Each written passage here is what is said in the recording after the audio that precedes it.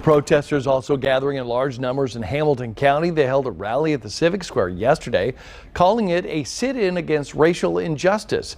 As Fox 59's Melissa Crash reports, organizers say the event was held to wake up Carmel. That students are taught about. Ashton Spilker knew now was the time to speak up. I put a hashtag Black Lives Matter sign in my front yard.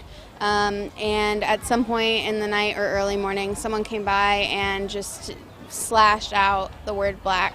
That prompted her and her two friends, Brianna Hargrove and Kayla Seymour, to bring change to their neighborhood. I thought that it would be a great idea to bring it to Carmel. Carmel's not known for being very diverse. The three women organized the sit-in against racial injustice. All the people. A protest that brought dozens of demonstrators together to listen to speakers like William Howard. And my story is like many others in the African American community, and that's the story of being frustrated and angry and sad. And to learn what actions they believe need to happen next. We're all in this together. It's not just about one side or the other. We all want to bring unity one way or another. So these protesters marched following the sit-in, and they're demanding the Carmel Police Department review and reform their policies. We want preventative measures in place. We want it written explicitly in their policy that these uses of these holds that we're seeing across the country that are killing people of color, we want them to not be allowed.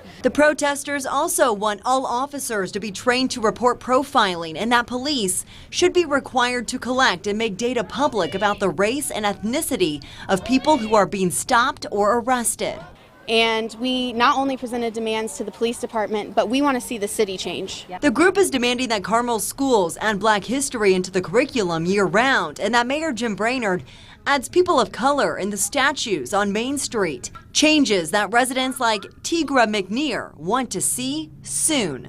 People are tired and they want to see different, and it starts locally, like protests and sit-ins like this that are peaceful and that are impactful, and that's going to make the difference. And I believe that we're going to see a shift in our country. it's empowering to see that people believe in us, they believe in this community, they believe in change. In Carmel, Melissa Crash, Fox 59 News.